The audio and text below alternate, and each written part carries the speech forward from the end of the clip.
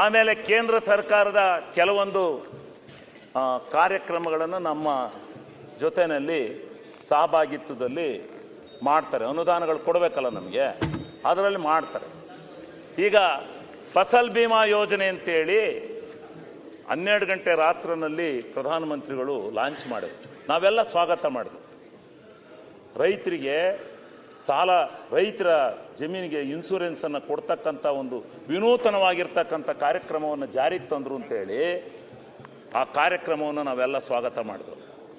ಆದರೆ ಇವತ್ತೇನಾಗಿದೆ, ಅದು ಫಸಲ್ ಬಿಮಾ ಯೋಜನೆ ಪ್ರತಿಯೊಬ್ಬ ಶಾಸಕರಿಗೂ ಗ್ರಾಮೀಣ ಪ್ರದೇಶದಿಂದ ಬಂದವರಿಗೆ ಗೊತ್ತಿದೆ. ಆ ಫಸಲ್ ಬಿಮಾ ಯೋಜನೆಯಿಂದ ರೈತರಿಗೆ ಇನ್ಶೂರೆನ್ಸ್ ಸಿಗ್ತಾ ಇದೆಯಾ? ಮೊದಲು ನಮ್ಮದು 50%, ಅವ್ರದ್ದು 50%. ಅಟ್ಲೀಸ್ಟ್ ನಮ್ಮದೇ ಇದ್ದಾಗ, ನಮ್ಮ ರಾಜ್ಯದ್ದೇ ಇದ್ದಾಗ ನಾವು ಅಷ್ಟೋ ಇಷ್ಟೋ ಕೊಡಿಸ್ತಾ ಇದ್ವಿ. ಇವತ್ತು ಕೊಡಿಸೋದಕ್ಕೆ ಕಾನೂನೇ ಬೇರೆ, ವ್ಯವಸ್ಥೆನೇ ಬೇರೆ. ಇವತ್ತು ನಮಗೆ ಆ ಫಸಲ್ ಬಿಮಾ ಯೋಜನೆಯಲ್ಲಿ ರೈತರಿಗೆ ಸಾಲ ಸಿಗ್ತಾ ಇಲ್ವಲ್ಲ, ಅಲ್ಲ ವ್ಯವಸ್ಥೆ ಸಿಗ್ತಾ ಇಲ್ವಲ್ಲ, ಇನ್ಶೂರೆನ್ಸ್ ಸಿಗ್ತಾ ಇಲ್ವಲ್ಲ. ದಕ್ಷಿಣ ಕನ್ನಡ ಲಕ್ಷ ಲಕ್ಷ ದುಡ್ಡು ಇವತ್ತು ಕೃಷಿಕರಿಗೆ ಸಿಗ್ತಾ ಇದೆ. ನೀವು ಸದನದ ದಾರಿ ತಪ್ಪಿಸಬೇಡಿ. ಯೋಜನೆಯಲ್ಲಿ ಲಕ್ಷ ಲಕ್ಷ ದುಡ್ಡು ಇವತ್ತು ಗ್ರಾಮೀಣ ಪ್ರದೇಶ ಸಿಗ್ತಾ ಇದೆ. ಶಿವಲಿಂಗೇಗೌಡರೇ ದಾರಿ ತಪ್ಪಿಸಬೇಡಿ. ಆಮೇಲೆ ಸನ್ಮಾನ್ಯ ಅಧ್ಯಕ್ಷರೇ,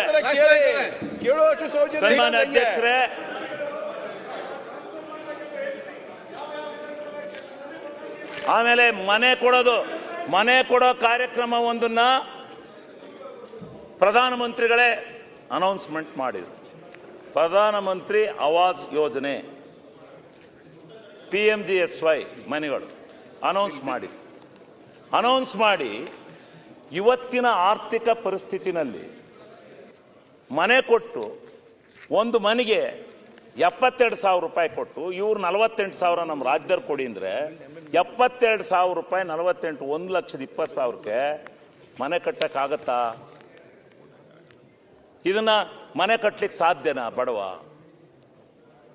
ಒಂದು ಕಡೆ 5 ಲಕ್ಷ ರೂಪಾಯಿವರೆಗೂ ಕೊಡ್ತೀರಿ, ಒಂದು ಕಡೆ 1,20,000 ಕೊಡ್ತೀರಿ PMGSY ಮನೆಗಳು. ಆಮೇಲೆ ಪ್ರಧಾನಮಂತ್ರಿ ಇಲ್ಲಿಗೆ ಪ್ರಧಾನಮಂತ್ರಿ ಆವಾಸ್ ಯೋಜನೆ ಅಂತಕ್ಕಂಥ ವಿಚಾರವನ್ನು ಕೊಟ್ಟಾಗ ಇನ್ನು ಮುಂದೆ ಮನೆಗಳಿಗೇನು ಅಭ್ಯಂತರ ಇಲ್ಲ ಅಂತ 50-50 ಶೇರಿಂಗ್ ಕೊಟ್ಟರು. 50 ಕೇಂದ್ರ, 50 ರಾಜ್ಯ, ಇನ್ನು ಉಳಿದದ್ದು ಬೆನಿಫಿಷರಿ ಅಂತ. ಬೆನಿಫಿಷರಿ ಇವತ್ತು ಕಟ್ತಾ ಇಲ್ಲ, ಮನೆಯೆಲ್ಲ ಅರ್ಧಕ್ಕೆ ನಿಂತವೆ. ಕರ್ನಾಟಕ ರಾಜ್ಯದಲ್ಲಿ ಮನೆ ಕಂಪ್ಲೀಟ್ ಆಗಿದಾವ ಮನೆಗಳು. ಅವೆಲ್ಲ ಅನಾಥವಾಗಿ ಬಿದ್ದವಲ್ಲ, ಅವನ್ನೇನಾರು ಪೂರ್ತಿ ಮಾಡಬೇಕು ಅನ್ನೋ ವ್ಯವಸ್ಥೆನ ಯಾರು ಮಾಡಬೇಕು? ಇವ್ರದಲ್ವಾ ಯೋಜನೆ? ಪ್ರಧಾನಮಂತ್ರಿ ಆವಾಸ್ ಯೋಜನೆ ಅಲ್ವಾ ಅದು? ಅವ್ರಿಗೆ ತಾನೇ ಹೋಗೋದು ಮನೆ. ಪ್ರಧಾನಮಂತ್ರಿ ಕೊಟ್ಟಾರೆ ಅಂತ ತಾನೇ ಹೇಳೋದು. ಕೊಡಿ ಮನೆಗಳನ್ನ. ಮನೆ ಕೊಡ್ತಕ್ಕಂಥದ್ದಕ್ಕೆ ಈಗ ನೀವು 72,000 ರೂಪಾಯಿ 42,000 ರೂಪಾಯಿ ಕೊಟ್ಟು 1,20ಕ್ಕೆ ಮನೆ ಕಟ್ಟಿ ಅಂದ್ರೆ ಯಾರು ಮನೆ ಕಟ್ಕೋತಾರೆ? ಸಿಗ್ತವೆ ಮನೆ, ಕಟ್ಟಕ್ಕಾಗತ್ತೆ? ಇವತ್ತು ಮನೆ ಇಲ್ಲ. ಇದನ್ನ ಹೇಳಿದ್ರೆ ಮನೆ ಇಲ್ಲ, ನೀವು ಮನೆ ಕೊಡ್ಲಿಲ್ಲ ಅಂದ್ರೆ ರಾಜ್ಯ ಸರ್ಕಾರವೇ ಎಲ್ಲ ಬರ್ಸಕ್ಕಾಗತ್ತಾ? ಇವ್ರು ಯಾಕೆ ಅನುದಾನಗಳು ಕೊಡ್ತಾರೆ? ಇವ್ರಿಗೆ ಯಾಕೆ ನಾವು ಟ್ಯಾಕ್ಸ್ ತುಂಬ್ತೀವಿ? ಬರ್ಬೇಕಲ್ಲ ಅಲ್ಲಿಂದಲ್ವೇ.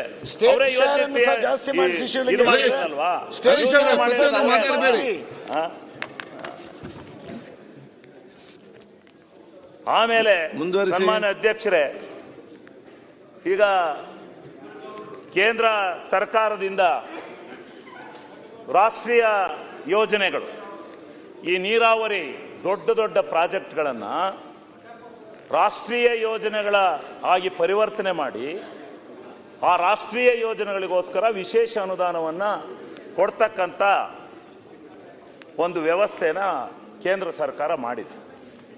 ಕೆಲವು ರಾಜ್ಯಗಳು ಒಳ್ಳೆ ಕೆಲಸ ಮಾಡಿದ್ದಾರೆ, ನಾನಿಲ್ಲ ಅಂತ ಹೇಳೋದಿಲ್ಲ. ಆದರೆ ಕರ್ನಾಟಕಕ್ಕೆ ಯಾಕೆ ಈ ಮಲ್ತಾ ಇದ್ದವ್ರು? ನೀವೇ ಅನೌನ್ಸ್ ಮಾಡಿ ಬಜೆಟ್ನಲ್ಲಿ 5,300 ಕೋಟಿ ರೂಪಾಯಿಯನ್ನ ಕೊಡ್ತೀವಿ ಅಂತ ಹೇಳಿ ಬಜೆಟ್ನಲ್ಲಿ ಅನೌನ್ಸ್ ಆಗಿ ಅದನ್ನ ನಮ್ಮ ಬೊಮ್ಮಾಯಿಯವರು ಇಲ್ಲೆಲ್ಲ ಮೇಜು ಕುಟ್ಟಿ ಸ್ವಾಗತ ಮಾಡಿದ್ರು. ಅದನ್ನು ಆ ಬಜೆಟ್ನಲ್ಲಿ ಸೇರಿಸಿ 5,300 ಕೋಟಿ ರೂಪಾಯಿ ನಮಗೆ ಕರ್ನಾಟಕದಿಂದ ಬಳುವಳಿಯಾಗಿ ಬಜೆಟ್ನಲ್ಲಿ ಬಂದಿದೆ. ಅಪ್ಪರ್ ಭದ್ರನ ಆಗ ಮಾಡ್ತೀವಿ ಈಗ ಮಾಡ್ತೀವಿ ಅಂತೆಲ್ಲ ಹೇಳಿ ಬಜೆಟಲ್ಲಿ ಓದಾದ್ಮೇಲೆ ಇವತ್ತಿನವರೆಗೂ ಕೊಟ್ಟಿದ್ದಾರೆ ಆ ದುಡ್ಡ? ಇವತ್ತಿನವರೆಗೂ ಬಂದಿದ? ಅಲ್ಲ, ದಯವಿಟ್ಟು ನಾನು ಸುಮ್ಮನೆ ಏನೋ ಮಾತಾಡಬೇಕು ಅನ್ನೋ ಎಲ್ಲರೂ ಕೂಡ ಮಾತಾಡ್ಲಿಕ್ಕೆ ಮಾಹಿತಿ ಇದೆ. ಸನ್ಮಾನ್ಯ ಪಾಯಿಂಟ್ ಮಾತಾಡಿ. ಆಮೇಲೆ ನಾನು ಹಣಕಾಸಿನ ಬಗ್ಗೆ, ಹಣಕಾಸು ಆಯೋಗದ ಬಗ್ಗೆ ಆಗಲೇ ಹೇಳಿದೆ ಒಂದು ಮಾತನ್ನ. ಇದು ನಿಜವಾಗ್ಲೂ ತಾರತಮ್ಯ ಮಾಡ್ತಾ ಇದೆ ಹಣಕಾಸು ಆಯೋಗ, ಯಾವುದೋ ಮರ್ಜಿಗೆ ಒಳಪಟ್ಟಿದೆ ಅಂತಕ್ಕಂಥ ಮಾತನ್ನ ನಾನು ಹೇಳಿದೆ. ಹಣಕಾಸು ಆಯೋಗನೇ ಮರ್ಜಿಗಿದ್ರು ನಮಗೆ 11,000 ಚಿಲ್ಲರೆ ಕೋಟಿ ರೂಪಾಯಿ ರೆಕಮೆಂಡೇಶನ್ ಮಾಡಿದ್ಮೇಲೆ ಆ ಹಣನ ನೀವು ಇನ್ನೂ ಕೊಟ್ಟಿಲ್ವಲ್ಲ. ಇಲ್ಲಿ ನೀವು ಬಂದ್ಬಿಟ್ಟು ಸಿದ್ದರಾಮಣ್ಣ ಅಂದ್ರೆ ಎಲ್ಲಿಂದ ಬರೋದು ದುಡ್ಡು ಎಲ್ಲಿಂದ ಬರ್ಬೇಕು? ಅಲ್ಲಿ ಬರಬೇಕು, ಕೊಡಬೇಕು. ಹಣಕಾಸು ಆಯೋಗ ಯಾಕಿರೋದು? ಕರ್ನಾಟಕ ರಾಜ್ಯಕ್ಕೆ ತೆರಿಗೆ ಪಾಲನೆಯಲ್ಲಿ ಅನ್ಯಾಯ ಆಗಿದೆ. ನೀವು 11,000 ಕೋಟಿ, ಅದರಲ್ಲಿ ಒಂದು 3,000 ಕೋಟಿ ಕೆರೆ ಅಭಿವೃದ್ಧಿಗೆ, ಪೆರಿಫೆರಲ್ ರಿಂಗ್ ರೋಡ್ಗೆ, ಎಲ್ಲ ವ್ಯವಸ್ಥೆಗೆ 11,000 ಚಿಲ್ಲರೆ ಕೋಟಿ ರೂಪಾಯಿನ ಕೊಡಬೇಕು ಅಂತಕ್ಕಂಥ ಆದೇಶ ಮಾಡಿ ಕಳಿಸ್ತಲ್ಲ. ನೀವು ಕೊಟ್ಟಿದ್ದೀರಾ ಇವತ್ತಿನವ್ರಿಗೆ? ಕೇಂದ್ರ ಸರ್ಕಾರದಿಂದ ಬಂದಿದೆಯಾ? ನಾವು ಎಲ್ಲಿ? ನಮಗೆ ಪ್ರಿಂಟಿಂಗ್ ಮಿಷಿನ್, ನೋಟ್ ಹೊತ್ತ ಮಿಷಿನ್ ನಮ್ಮ ಹತ್ರ ಇಲ್ಲ, ಅಲ್ಲಿ ಇರೋದು ಮೇಲೆ ಡೆಲ್ಲಿ, ಬಹುದೂರ ಅಲ್ಲೇ ಐತದು. ಅಲ್ಲಿಂದ ನಮಗೆ ಬರ್ಲಿಕ್ಕೆ ಸಾಧ್ಯ ಇದೆಯಾ? ಇದನ್ನ ಮಾಡ್ಕೊಡ್ಬೇಕಲ್ಲ.